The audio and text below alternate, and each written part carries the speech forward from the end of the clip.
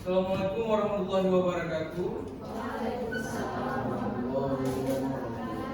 Apa kabar anak-anak semua? Pagi hari ini, ada yang nggak pagi hari ini? Mungkin ada yang tentang apa gitu kan, nggak bahagia di rumah atau apa gitu, ada ya? Alhamdulillah kalau bahagia semua ya. Sebelum kita memulai proses pembelajaran kita, ada baiknya kita berdoa dulu agar kita diberikan kelancaran pada proses belajar kita. Bismillahirrahmanirrahim. Rabbi zidni ilman warzuqni fahma. Amin. Nah, saya ini ada yang tidak berhadir hari ini? Di rumah, kecil. Nanti kalian bohong lagi, nanti kalian mendukung kawan kalian buat nggak hadir nanti kalian ini. Jadi saya absen dulu ya. Lalu Pak Buana, Salam Pina Anwar, Rizna Sekia, Nadira Dila, Raja Rudi. Cuma satu orang nih jawab di sini ya. Ya. Oke baik, alhamdulillah kalian berarti apa ya hadir semua ya hari ini. Alhamdulillah. Nah sebelum kita mulai ini, barang-barang yang tidak diperlukan di atas meja tolong disimpan dulu. Kalau tidak ada sampah di samping kiri kanan, tolong dibuang. Jangan buang dulu keluar, tapi taruh dulu di bawah meja. Nanti siap pelajaran harus dibuang. Tapi jangan dibuang nanti pulang nanti meja. Oke. Baik. Ada yang masih ingat kemarin kita belajar apa? Silakan muncul.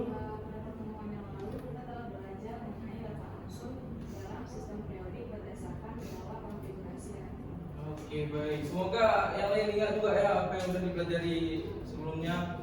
Nah, saya mau tanya dulu, ini kan mau tes ingatan kalian juga nih. Tentang yang sudah muncul, yang sudah lalu yang sudah dipelajari, saya mau tanya, gimana letak suci pada double periodic? Jadi letak kunci pada double periodic itu letak pada golongan 4A dan pada periode yang kedua. Oke baik, semoga saya ingatannya ya. Semoga yang lain juga fresh ingatan, masih ingat yang sudah pelajari yang minggu lalu ya. Oke, selanjutnya silakan lihat gambar di depan. Kalian tahu ini gambar apa? Buku ini biasa ada di mana? Di kelas tidak ada buku ya? Siap ya. Biasanya ada di kelas. Oke. Kalian di perpus biasanya buat tugas kan, baca buku yang udah pasti kan di perpustakaan kan, banyak buku kalian bisa baca buku. Nah, pada saat kalian baca buku pasti kalian cari bukunya. Pasti kalian ada tujuan di situ kan. Baca buku, kalian baca bukunya nanti kalian bisa buat dulu, kalian bisa buat tugas, itu bisa cari buku yang biasa buku kelas 10, kimia kelas 10, kimia kelas 12, kan nanti pas kalian kelas 12. Nah, gimana cara kalian mencari bukunya? Atau kalian cari secara acak atau kalian lihat pedoman pada bukunya? Nah, itu mudah kan? Daripada cari putar yang ada capek aja kan? Mata capek, kaki capek kan? Nah, sama juga dengan kita mencari buku pada rak buku, kita membuka pedoman. Kita mencari unsur-unsur kimia juga membuka pedoman. Apa pedomannya? Ya, betul. Mungkin kalian atau kemarin juga udah belajar tentang itu kan? Nah, di tabel periode itu kan sudah diketahui 118 unsur. Ini kita manusia. Nanti mana tahu kan ada yang belum ketahui dan kalian nanti dapat unsur tiba-tiba ada unsur baru. Keren kan? Oke, baik. Kemarin kalian sudah mempelajari, kalian sudah mengetahui tabel periodik. Di tabel periodik itu ada golongan dan periode, kan? Di golongan ada golongan 1A sampai 8A, ada golongan 1B, kan? Nah, pada kesempatan kali ini kita akan lebih dalam pelajarinya. Kita akan mempelajari tentang pengelompokan golongan pada tabel periodik. Nah, ada 3 jenis kelompok golongan pada tabel periodik. Yang pertama ada golongan utama, yang kedua ada golongan transisi, dan yang ketiga ada golongan transisi dalam. Kalian lebih tahu tak? Yang golongan utama ini nampak nggak? Kolomnya ini warna apa? Nampak kan warna biru? Di kolom warna biru ini adalah golongan utama. Itu ada 1A, 2A, 3A sampai 8A. Dan selanjutnya ada kolom warna merah. Kolom warna merah ini adalah yang termasuk dalam golongan transisi. Ada dari golongan 1B, 2B sampai 8B. Dan yang terakhir ada golongan transisi dalam. Ia kan berbeda ya. Berbeda dengan yang di atas ya. Golongan transisi dalam ini ada 2. Yang pertama, yang baris pertama itu biasa disebut golongan transisi dalam, golongan atau deret lantarida. Ini ya, masalah. Nah, yang baris kedua itu biasa disebut golongan atau deret aktif. Pada kesempatan kali ini kita lebih fokus pada golongan utama dulu ya.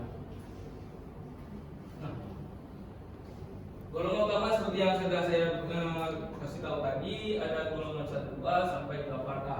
Yang pertama ada golongan 1A atau biasa disebut dengan logam alkali, yang dimana ada unsur litium atau Li, litium atau dilambangkan dengan Li, natrium atau dilambangkan dengan Na, kalium dilambangkan dengan K, rubidium dilambangkan dengan Rb, cesium dilambangkan dengan Cs, dan francium dilambangkan dengan Fr. Nah, dan golongan 1A ada satu lagi nih unsur yang ada di situ. Unsur apa yang tidak termasuk di situ? Nah, kenapa unsur H tidak termasuk dalam kelompok golongan logam alkali? Oke, baik, bagus, betul ya. Nah, golongan 1A logam alkali itu bersifat sangat reaktif, terutama dengan air. Mereka biasanya logam alkali menghasilkan basa kuat dan gas hidrogen.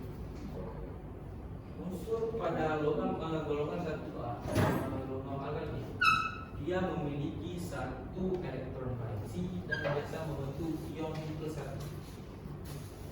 Oke, selanjutnya lanjut. Oh ya, ngomong-ngomongin tentang reaktif nih. Apa yang dimaksud dengan reaktif? Tadi saya kan ada singgung apa itu logam alkali bersifat reaktif. Apa itu reaktif? Yang bisa jawab? Ya. Silakan. Jadi ya, dia itu mudah bereaksi dengan zat lain dalam membentuk simulasi. Iya, bagus. Terima kasih. Ya, kita lanjut ke golongan 2A, yaitu logam alkali tanah, di mana ada unsur berilium dilambangkan dengan Be, magnesium dilambangkan dengan Mg, kalsium dilambangkan dengan Ca, strontium dilambangkan dengan Sr, barium dilambangkan dengan Ba, dan radium dilambangkan dengan Ra. Nah, pada golongan logam alkali tanah ini, dia bersifat cukup reaktif, tapi tidak sereaktif logam alkali. Biasanya dia unsur dalam logam alkali tanah dia memiliki 2 elektron valensi dan biasa cenderung membentuk ion +2. Selanjutnya ada golongan 3A, tapi bisa disebut dengan boron aluminium. Golongan boron aluminium. Mana ada unsur boron dilambangkan dengan B, aluminium dilambangkan dengan Al, gallium dilambangkan dengan Ga, indium dilambangkan dengan In, dan palladium dilambangkan dengan Di. TR. Maaf, saya salah. Nah, pada golongan boron ini, dia unsur-unsur dalam golongan boron memiliki 3 elektron valensi, dan boron ini bersifat metaloid, sedangkan yang lainnya bersifat logam. Boron ini adalah metaloid, sedangkan yang lainnya logam. Maaf ya, salah ucapannya. Selanjutnya ada golongan 4A atau biasa disebut dengan golongan karbon. Kamu ingat apa ya? Belum agak sedikit. Di mana di dalamnya ada unsur karbon dilambangkan dengan C, silikon dilambangkan dengan Si, rubidium dilambangkan dengan Ge, timah dilambangkan dengan Sn, timbang dilambangkan dengan Tb, Pb. Nah, pada karbon, kalau unsur-unsur di dalamnya memiliki 4 elektron valensi, dan pada golongan karbon ini dia menunjukkan keragaman sifat dari logam sampai logam hingga logam. Dan yang lanjut ke golongan 5A yang biasa disebut dengan golongan nitrogen. Unsur di dalamnya ada nitrogen atau dilambangkan dengan N, fosfor dilambangkan dengan P, arsen dilambangkan dengan As, antimon dilambangkan dengan Sb, bismut dilambangkan dengan Bi. Nah, golongan nitrogen ini unsur-unsurnya unsur yang ada dalam golongan nitrogen memiliki 5 elektron valensi, dan golongan nitrogen ini cenderung membentuk ikatan kovalen. Yang ini tadi membentuk ikatan ion, yang ini membentuk ikatan kovalen. Oke, lanjut ke golongan tambah, golongan oksigen. Golongan oksigen ini biasanya dia unsur-unsur yang ada dalam golongan oksigen ini memiliki 6 elektron valensi dan cenderung membentuk ion -2. Dan golongan oksigen ini dia bersifat sangat reaktif terhadap logam dan non-logam. Oke, lanjut ke golongan 7A. Golongan 7A atau halogen, atau bisa disebut dengan golongan halogen. Pada golongan halogen, unsur-unsur yang ada dalamnya memiliki 7 elektron valensi dan biasanya membentuk ion -1. Pada golongan halogen, dia juga bersifat sangat reaktif terhadap logam dan non-logam. Selanjutnya ada golongan 8A atau golongan gas mulia, biasa disebut dengan golongan gas mulia. Di dalamnya ada helium dilambangkan dengan He, neon dilambangkan dengan Ne, argon dilambangkan dengan Ar, krypton dilambangkan dengan Kr, xenon dilambangkan dengan Xe, dan radon dilambangkan dengan Rn. Nah, pada golongan gas mulia dia tidak bersifat reaktif, dikarenakan dia memiliki konfigurasi elektron yang stabil, dan dia biasanya tidak membentuk senyawa.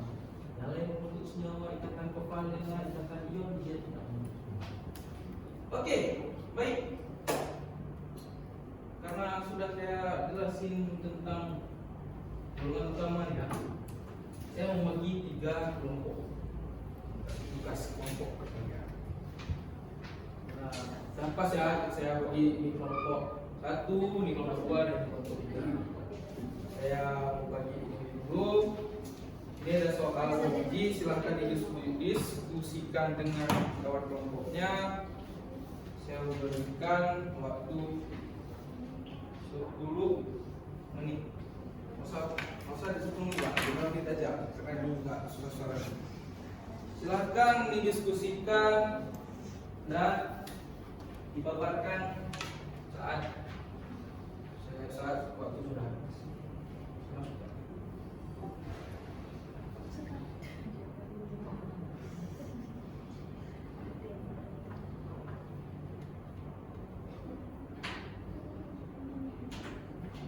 Oke, baik. Karena waktu sudah habis untuk kalian diskusi, Silakan kelompok mana dulu yang mau memaparkan hasil diskusinya. Nah, silakan. Pertama, mengapa golongan alkali bersifat sangat reaktif terhadap air? Jawabannya yang pertama yang ionisasi rendah. Golongan alkali memiliki energi ionisasi yang rendah, artinya mereka dapat dengan mudah melepaskan atom besi tegang mereka.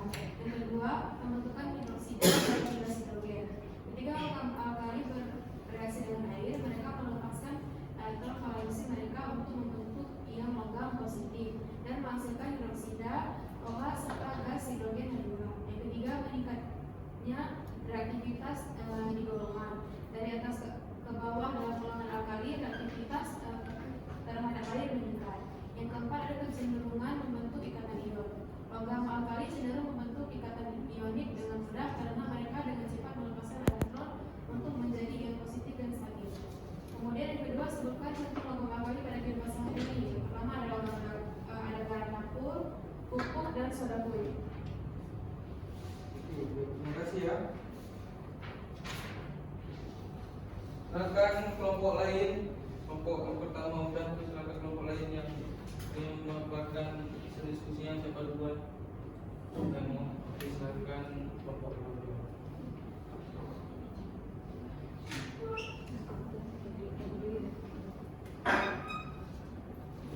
Jadi, saya perwakilan dari kelompok 2 akan memaparkan hasil dari diskusi kami.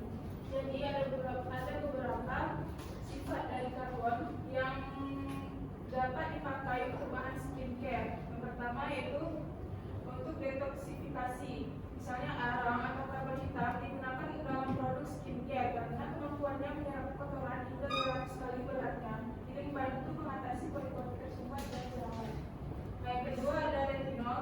Senyawa retinol yang berasal dari vanila membantu mengurangi garis halus, pigmentasi dan jerawat. Namun penggunaannya sebaiknya bertahap untuk menghindari iritasi kulit. Nah, yang ketiga ada emolien. Emolien seperti minyak kuah dan shea butter membantu menutrisi kulit kering dan meningkatkan kelembutan kulit. Nah, yang nomor 2, contoh-contoh golongan karbon pada kehidupan sehari-hari. Yang pertama pada baterai, yang kedua pada kaca jendela, yang ketiga pada grafit pada pensil, dan yang keempat karbon aktif. Oke, baik, terima kasih ya kelompok dua sudah memaparkan hasil diskusinya. Silakan kelompok lain. Jadi, mengapa golongan 8A atau gas mulia tidak membentuk sinyal ion atau kemarin? Nah, yang pertama itu karena konfigurasi elektronnya yang stabil.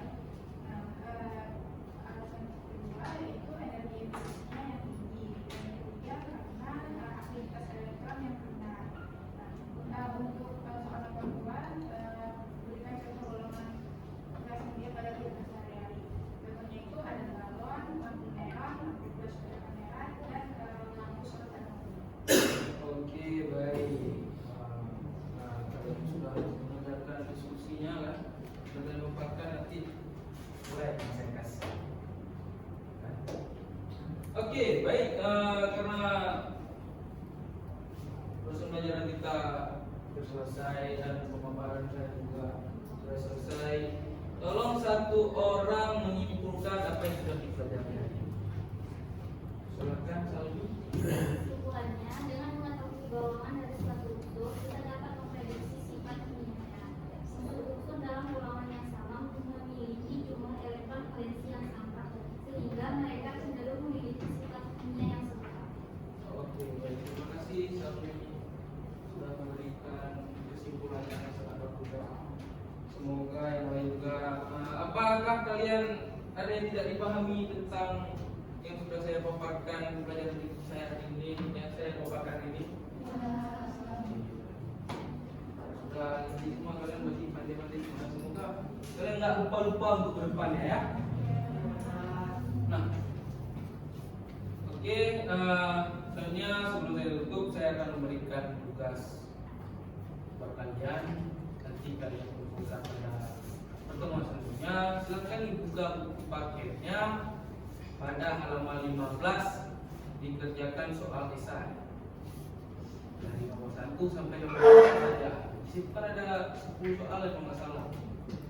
soal lagi kalian buat 5 saya baik orangnya. Oke, sudah jelas tentang tugas yang saya berikan? Sudah. Kita tutup pada pertemuan Ramadan ini. Jangan lupa kalian belajar untuk pertemuan selanjutnya tentang ikatan kimia. Sebelum saya tutup, mari berdoa